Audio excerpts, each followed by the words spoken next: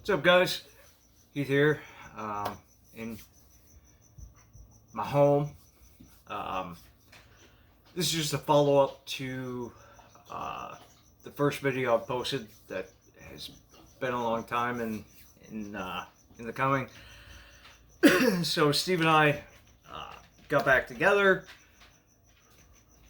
That sounded weird. No.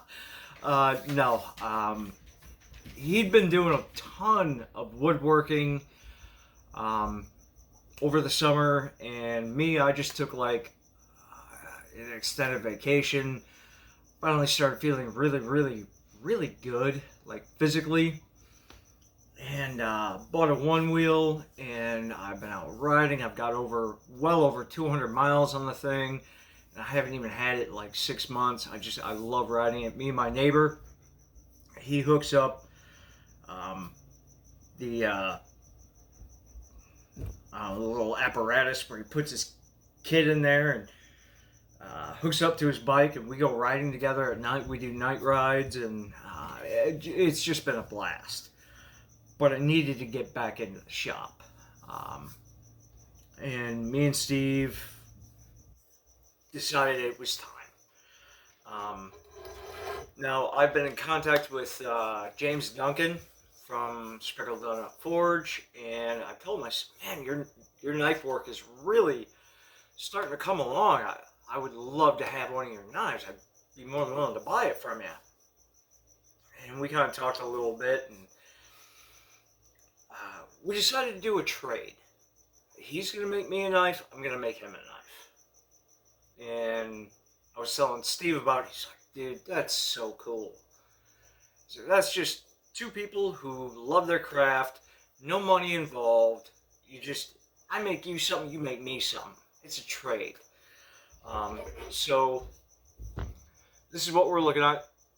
Yeah, I know it's rough, but guys, bear with me. I haven't struck an anvil in about a year. But everything was pretty much hand forged. I actually had Steve, because he's got longer legs and knows his power hammer better. I had him do the widening out of the blade, but pretty much everything else was done by hand. But what I wanted to make for James Duncan at the Sprinkled Donut Forge was like a carving knife, something you would use on a roast or a Thanksgiving dinner. The blade is not going to be anything fancy. It's 1095 high carbon steel, but I want to make him a really nice handle. I'm going to get this up to a nice high polish. Should look really good when I'm done. But that's kind of what I worked on today. And I have a bunch of other things I got to work on. I mean, I got tons of projects. I have, yeah. So I'm gonna get back into it.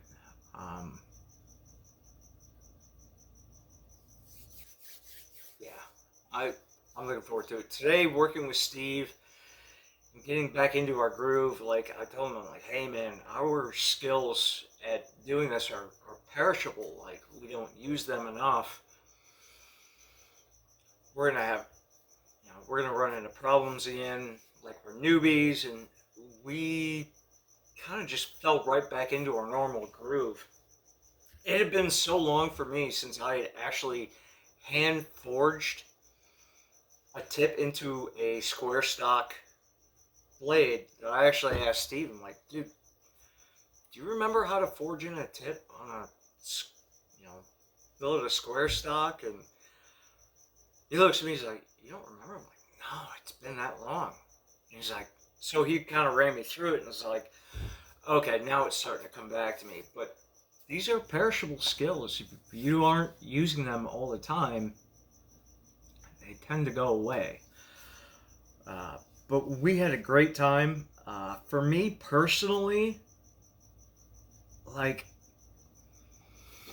it just renewed like this love, this passion that I have for this craft.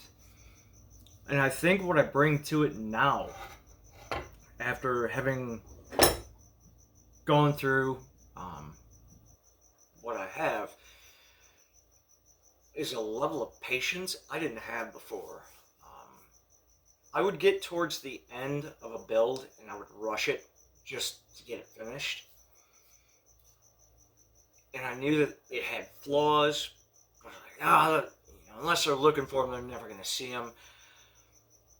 And I would send it out. And like, nobody's complained, but I saw those flaws. And now I want to address my shortcomings, which has been, I get towards the end and I rush the product, and I don't want to do that.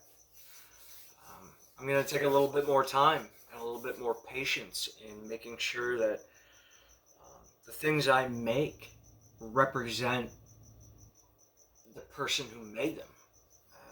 That it shows attention to detail, that things were not rushed. And I'm really looking forward to that. So that's kind of why you guys haven't seen the Forge Press yet. It's like I'm really focusing on attention to detail. I want my Forge Press to be able to be versatile in the way that it can be used by a right or left-handed person. I'm left-handed. Just about everybody I know is right-handed.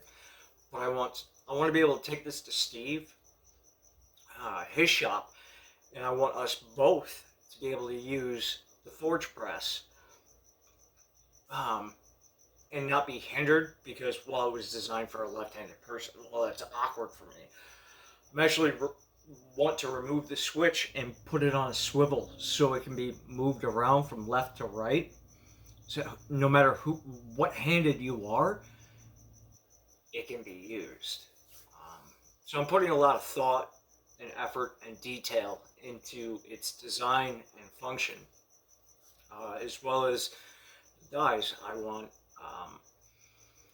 pattern disrupting dies. I want dies where I can do canister Damascus.